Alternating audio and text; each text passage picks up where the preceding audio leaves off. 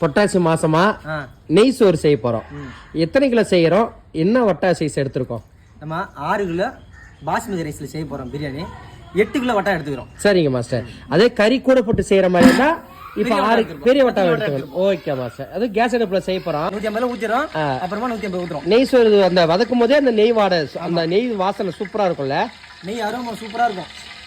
அதிகமா புதினா மல்லி சேர்க்கல, தக்காளி சேர்க்கல, அதனால இஞ்சியும் குறைமா தான் சேர்க்க போறோம். வீடியோவை முழுவதும் பாருங்க மாஸ்டர். அப்படியே ஏலக்காய் பூத்து வரணும், பட்டை செவக்கணும், பெருஞ்சீரகம் பொன்னிறமா ஆகணும், கிராம்பு வெடிக்கணும். இந்த மாதிரி தாளிப்பு போட்டு பிரியாணி செஞ்சாலே அந்த பிரியாணியா பயங்கரமான ஒரு அரோமா கிடைக்கும் மாஸ்டர். பட்டை கிராம்பு சேர்த்து எப்பவும் பச்சை மிளகாய் சேர்ப்போம், இங்க சேர்க்க மாட்டேன்னு சொல்றீங்க. இப்போ சேர்த்தோம்னா நம்ம சேர்த்து நெய் சாதம், அதனால கலர் மாறிடும். நம்ம ஒயிட்டா பிரியாணி செய்ய போறோம், ஒயிட்டா நெய் சாப்பாடு செய்ய போறோம். பச்சை மிளகாய் சேர்த்தா கலர் கொஞ்சம் சேஞ்ச் ஆயிடும். சரி, ஓகே. தக்காளி லேட்டா சேர்க்கிறோம், சேர்க்கும் போது சொல்றேன். Okay master.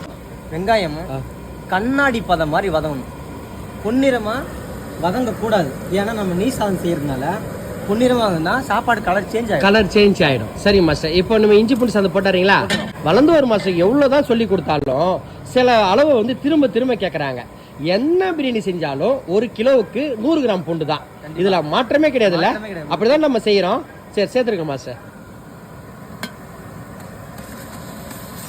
இதுதான் மாஸ்டர் உப்பு அளவு தான் முக்கியமா எல்லாம் பயப்படுறதே. இது ஒரு தெளிவா சொல்லுங்க மாஸ்டர். உப்பு அளவு எப்பவுமே பயப்படக்கூடாது, களத்துல இறங்கி வேலை செய்யணும். ஆமா மாஸ்டர். நம்ம பாஸ்மதி ரைஸ் செய்யறோம், 1க்கு 1.5 தண்ணி வச்சோம்னா 40 கிராம் உப்பு சரியா இருக்கும். 40 கிராம் எப்படி போறது என்ன கேள்வி கேட்டீங்கன்னா நான் உங்களுக்கு பக்கத்துல வந்து தான் சொல்லி கொடுக்க முடியும். நீங்க கையில இப்படி எடுத்து ஒரு வெயிட் மிஷின் வச்சு செக் பண்ணீங்க. Okay master. அப்படி செக் பண்ணிட்டு ட்ரை பண்ணுங்க. அப்படி வரலையா என்ன மாதிரி சும்மா குத்துமைப்பா அப்படி போட்டு பாருங்க, அப்படியாவது வருதுன்னு பாப்போம். இல்ல மாஸ்டர், ஒருத்தர் கேக்குறாரு நீங்க கையால அல்றது சரியா 40 கிராம் இருக்குமான்னு கேக்குறாரு. நம்ம போட்டு போட்டு பழக்கம், ஒரு கை கம்மியா போடுவோம், ஒரு கை அதிகமா போடுவோம். ஆனா உங்களை 40 கிராம் தானே எடுத்துக்க சொல்றோம். நீங்க அதை எடுத்து அளந்து உங்க கைப்பிடி எவ்வளவு வருதுன்னு பாத்துக்கங்க. சரிங்க மாஸ்டர். இப்போ 6 கிலோ அரிசி, நீங்க 40 கிராம் கணக்கு 240 கிராம் போட்டிருக்கீங்க, 240 கிராம் போட்டிருக்கீங்க. Okay master. மாஸ்டர் இப்போ பச்சை மிளகாய் போடுறீங்க. இப்போ பச்சை மிளகாய் போட்டோம்னா இஞ்சி பூண்டு கூட வதங்கும் போது ரொம்ப குழகுன்னு ஆகாது, ரொம்பவும் வதங்கி போயிடாது, நல்ல காரமும் சூப்பரா கிடைக்கும். சரிங்க மாஸ்டர். தக்காளி இப்பதான் சேர்க்க போறோம். நம்ம மட்டன், சிக்கன், வெஜிடபிள்லாம் மறுபடியும் சேர்த்து நல்லா வதக்கி ஒட்டிச்சு அந்த தக்காளியை குழைச்சாதான் கலர் வரும், சுவை வரும் சொல்றோம்.